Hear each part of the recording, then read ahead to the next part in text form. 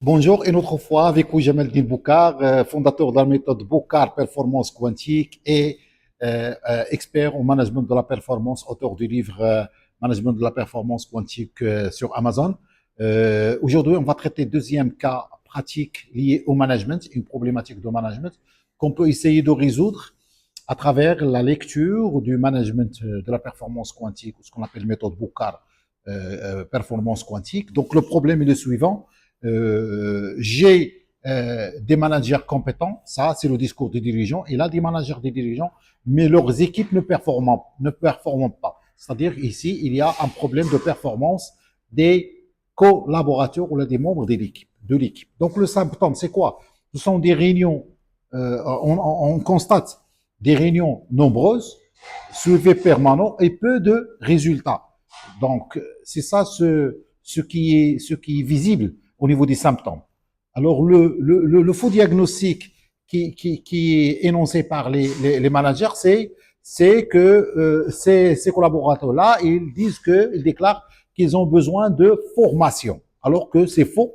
Le diagnostic Boukar, méthode Boukar performance quantique, ils disent que peut-être les managers ils sont surchargés, il faut vérifier ce point-là.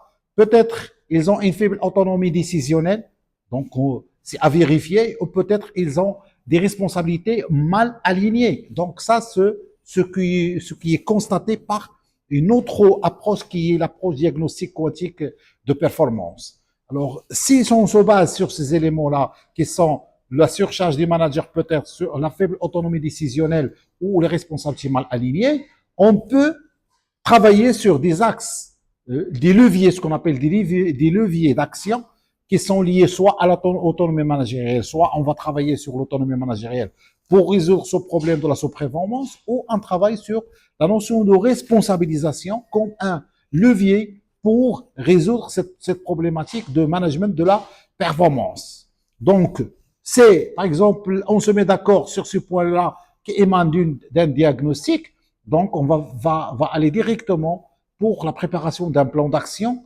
pour mettre en œuvre ces éléments de solutions liés à des axes de décision, de levier qu'on vient de souligner tout à l'heure. Donc, plan d'action, on va travailler sur la clarification des décisions. On va mettre un point sur le plan d'action de la clarification. On va essayer de clarifier qui fait quoi et quel est le rapport relationnel au niveau organisationnel, au niveau de la structure de responsabilité, et pour clarifier là où il y a des lourdeurs, où il y a des problèmes de dysfonctionnement. Et on va travailler sur un point d'allègement de reporting peut-être, parce que ces équipes ne performent pas. Peut-être on va souligner qu'il y a un problème d'allègement des reporting parce qu'ils sont un petit peu lourds. Et peut-être on va travailler bien sûr sur un point de coaching de la posture des différents membres de l'équipe pour bien les mettre à niveau et pour les rendre leur niveau de performance habituel comme était, ou comme il peut être signalé au niveau des normes de la performance managérielle. Donc, pour résumer, quelle est la leçon qu'on peut tirer de ce deuxième cas de management de la performance? C'est que un manager efficace, il fait décider et il ne contrôle pas. Donc, fait décider, il ne contrôle pas, c'est-à-dire au niveau quantique, il y a un principe d'observation des molécules. Et l'expérience a montré que toute molécule a été observée, il peut stagner, ou il peut changer de nature, ou il peut avoir une posture de défense, de défensif. Alors que ici, le travail du manager de point de vue optique, quantique, management performance, c'est que les managers doivent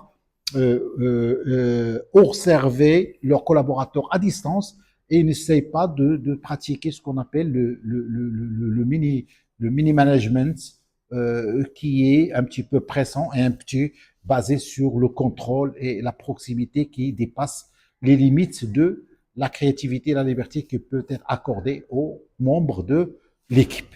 Donc, je ne m'étale pas, Jamel Boukar à votre disposition. Ils vous remercient. Ils vous donnent rendez-vous dans d'autres études de cas liées à la notion de sous-performance sur certaines fonctions clés de l'entreprise et bien sûr les solutions qu'on peut apporter loin de tout ce qui est vision classique basée sur ce qui est visible, ce qui est KPI, à une vision plus quantique, à une vision plus invisible qui vise les points cachés, la vérification des points cachés et la lecture des problèmes de performance d'un autre angle et de notre vision innovatrice et agile en même temps. Donc, merci de votre attention et Jamel Boukar vous donne rendez-vous dans les prochaines vidéos, Inch'Allah.